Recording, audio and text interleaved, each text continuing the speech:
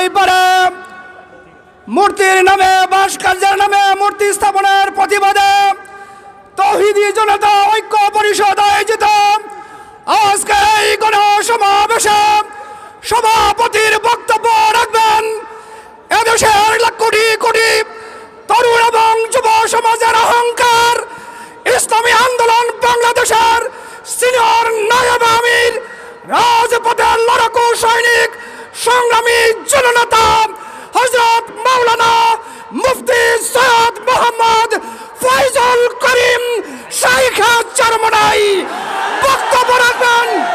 নারায়ে তাকবীর, নারায়ে তাকবীর।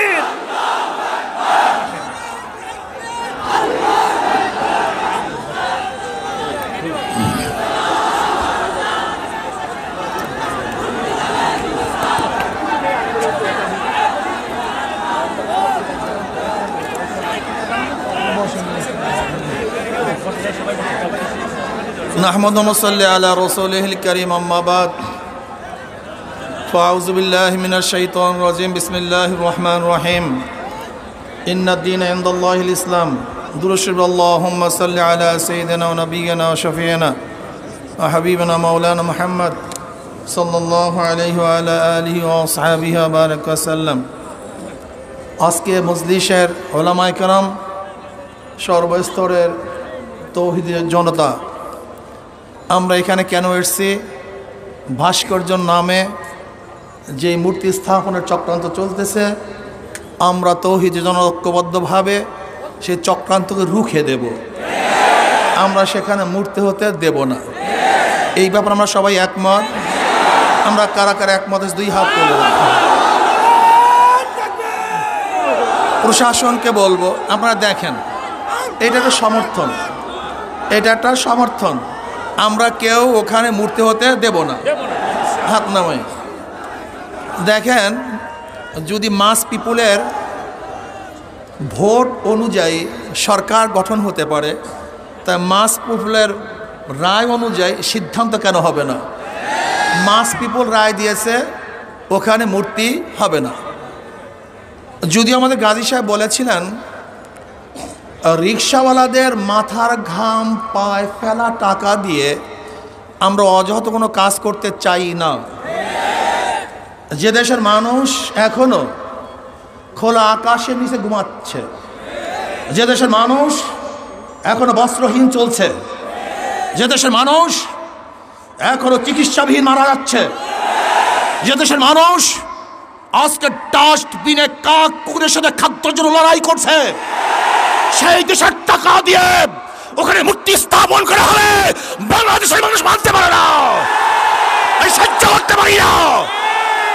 এদেশ কার বাবার দেশ নয়, এদেশ কার দাদার দেশ নয়। আমাদের টাকা দিয়ে মূর্তি স্থাপন করতে দেওয়া হবে না। আন্দোলন করবো, সংগ্রাম করবো, জিহাদ করবো, লড়াই করবো। ভাইয়েরা আমার, কথাবার্তা ক্লিয়ার। যদি আপনি মূর্তি স্থাপন করতে চান, মূর্তি স্থাপনের জায়গা আছে, মন্দির, সেখানে মূর্তি স্থাপন করেন, 1000 মূর্তি স্থাপন করেন। কিন্তু বাংলাদেশের 90% মুসলমানদের ভূমিতে কোনো মূর্তি চলবে না, চলতে হবে না। রক্ত দিতে চাই না, যদি দেয়া শুরু করি বন্ধ করব না। রক্ত দিতে চাই না, দেয়া শুরু করলে রক্ত বন্ধ হয় না। মুসলমানের রক্ত কেউ বন্ধ করতে পারে নাই। আমরা সেই খালিদ বিন ওয়ালিদের উত্তরসূরি, আমরা আবু বকরের উত্তরসূরি, আমরা ওমরের উত্তরসূরি, আমরা আলীর উত্তরসূরি, আমরা বদর হাতিয়ার, আমরা খান্দকের হাতিয়ার, আমরা উহুদের হাতিয়ার। আমরা জাগ্রত হলে আবু জাহেলকে গোটা দুনিয়া থেকে বিদায় না দেওয়া পর্যন্ত মাঠ ছাড়ার প্লেয়ার আমরা নই। তাহলে ভাইয়েরা আমার, কথাবার্তা ক্লিয়ার।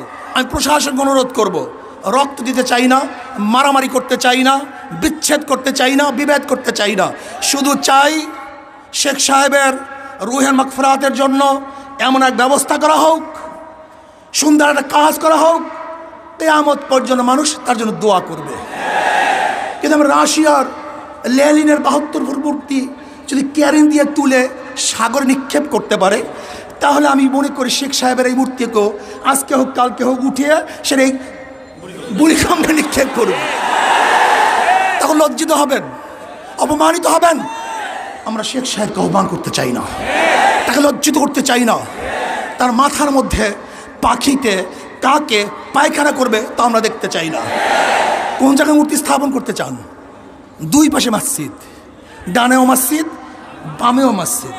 যেখানে আল্লাহু আকবার ধ্বনি হবে, যেখানে আশহাদু আল্লা ইলাহা ইল্লাল্লাহ পড়া হবে, সেখানে নেমেই মূর্তি দেখবে, এটা আমরা দেখতে চাই না।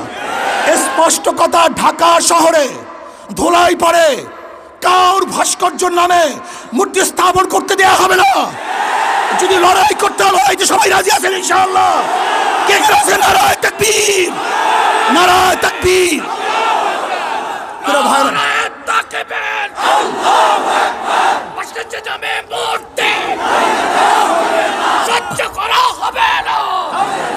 যদি আপনি বন্ধ করেন, কোনো কর্মসূচি থাকবে না। এই পর্যন্ত আমাদের কর্মসূচি। আপনার কাজের উপরে ভবিষ্যৎ কর্মসূচি নির্বাচন করবে, নির্ধারিত হবে।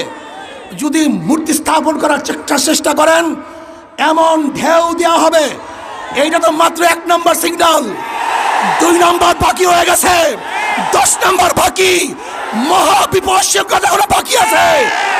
এমন টর্নেডো সৃষ্টি হবে, ব্যাংকে তছনছ হয়ে যাবে ইনশাআল্লাহ। টর্নেডো, মহাবিপদ সংকেত, মানুষের ঢেউয়ে মূর্তি সব বুড়িগঙ্গায় পড়ে যাবে, ওখানে মূর্তি থাকতে পারবে না। কাজে আল্লাহ পাক আমাকে এবং আমাদের সবাইকে এই মূর্তি বিরোধী আন্দোলনে অংশগ্রহণ করার তৌফিক দান করুন। ভবিষ্যতে যখন ডাক দেওয়া হবে, সবাই রাজি আছেন ইনশাআল্লাহ? সবাই চলে আসবো। আজকে এখানেই আমাদের কর্মসূচি সমাপ্ত।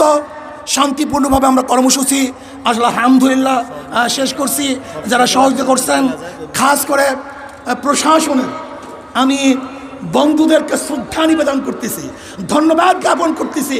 আপনারা ভালো কাজে এইভাবে সহযোগিতা করবেন, আমরাও ভালো কাজে আপনাদের পাশে থাকবো। আল্লাহুম্মা আমিন।